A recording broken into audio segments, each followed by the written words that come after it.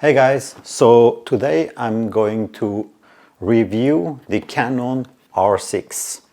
I got this camera from Canon yesterday to try it out, and I also got the Canon R5, but I'm not gonna review it. And the reason is because Canon said that this is a sample model. I can try it out and I can look at the pictures, but I'm not allowed to share them with you. But I can get an idea how good the camera is. Most of the things are very near the Canon R6, beside the 8K and the megapixels, but I talk more about it afterwards. I was thinking, when I'm going to test the Canon R6, I was thinking maybe to test it with another camera, like the Sony a7 III or the Nikon Z6, and I was thinking maybe the best thing is to do is test it with the Nikon Z6. And the reason is because when I'm going to make some movie clips and compare them, that's the camera that is really near the Canon R6. For example, the Sony has 8-bit only, 420, and when you connect it to the Atomos, then it's going to be 422 8-bit. But when you connect the Atomos with the Z6, then you get 10-bit. So that's why I'm thinking that this is more correct to compare it with the EOS R. Since I don't have the EOS R now, as you can see on the screen, I'm recording with the EOS R myself, and I'm going to test out the iFocus, autofocus, the dual pixel, the ISO, and everything more. It's going to be a long video, but it's going to be fun. So let's get started and see how it goes. So let's go outside and take some photos and videos, but for the video part I'm going to use the two ND filters that Nisi filters send them to me. By the way, thanks Nisi filters for collaborating with me on this video. So as you can see, Nisi has also released the new 5 to 9 stops, and with the 1.5 to 5 stops you get the whole set of ND stops. And the last thing is the polarized filter that would be perfect for the shots that I'm going to take from the ocean. So let's get to it.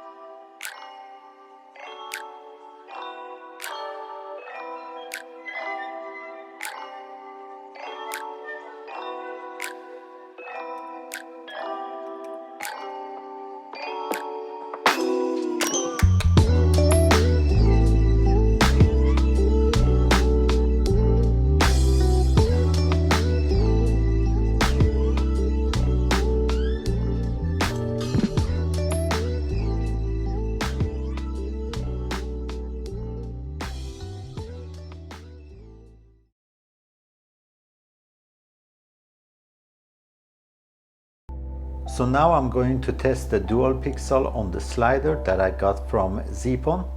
Thanks Zeapon for also collaborating with me on this video. I still use Edelkrone, but using the Zeapon is just something else. For example, with Edelkrone, you need to either use the app on the phone or you need to buy the remote controller. But with the Zeapon slider, you can easily use the controllers on the slider. And as you can see, for example, I can change the speed easily without the controller. And program it also is possible. Or for example, if you want, you can also use the app on the phone and control it with that. So it's a very nice product, and I really like this part with it. So let's test the R6 and see how the dual pixel is on it.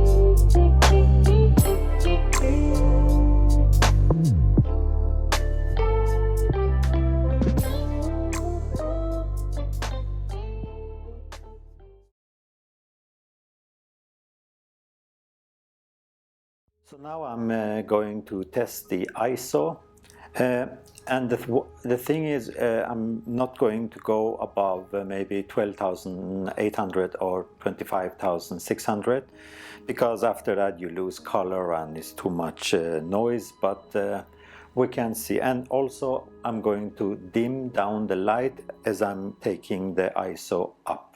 So let's get started. Now we start with the ISO 100. Let's take it up to 200. Let's go up to 400 and let's dim the light a little bit. So now we go up to 1000 ISO. Let's dim the light also again. So now we can go up to 3002 and turn off the light and have it on 6004 and see how much noise it has. Oh, the battery is going empty, so let's hurry up. The ISO now is 10,000, now is 12,800, and we can go up to 25,006 and see how it performs. It's actually too much light. I'm going to turn all of the lights and see how it performs. Let's see. So 25,600, I don't know if I'm going to use it, but this is how it looks.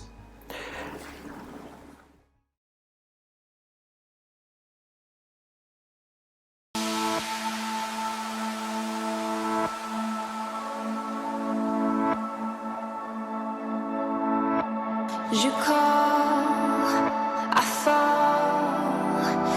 There's a legacy between us. We grow, we go, but in the middle,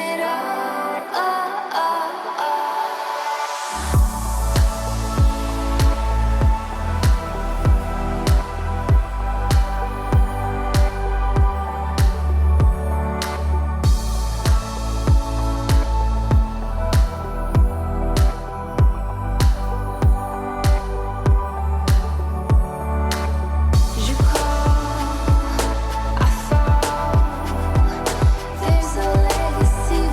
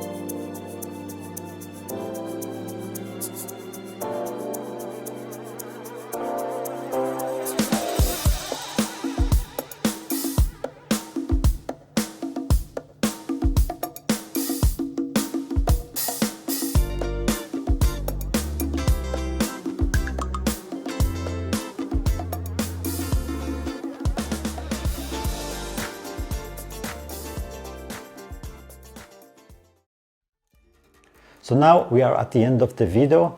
It was really fun to try out this camera. Thanks again Canon Norway to lend me this one and the R5. And the R5 was actually my favorite, and because of the 8K, the 4K, 120 frames. Sadly, I couldn't show you those clips, but you saw a little bit on the screen, and believe me, it's really sharp and very, very nice colors, detailed. Everything is nice, and the 45 megapixels also is nice because you can crop and maybe print big pictures with it. When it comes to the R6, I think maybe, I'm just guessing, I think this is going to sell more than the R5 maybe because of the price. And you actually get everything with this camera. You get the 4K 60 frame, I think is enough for many people. Not everybody needs the 120 frames. The 8K, you need to have a really powerful computer. I have the MacBook 16-inch maxed out, and still it was heavy to work with the files, but it's something that I never worked with. I always work with 4K, and I was really surprised that they added 4K in that small compact body. And yeah, so overall, I don't know, it's up to you to choose after you saw the video if you want to go for the R5 or the R6, but either way, whatever you go for, I think you will be happy, because really Canon have changed their system, and I think now they are the best in the market, because 5D Mark II was the revolutionary camera. And when I made the intro that you saw, I wrote that the king is back, and the reason for that was because I really was surprised how good they made those cameras. And yeah, I'm guessing I'm going to go for R5. So yeah, it's nice to have to see Canon back again, because I really love this company, and they didn't pay me to say any of those things. I have to return the camera, it's not mine. So yeah. So thanks for watching. As always, hit the like button, subscribe if you haven't, and yeah, I see you on my next video. Take care.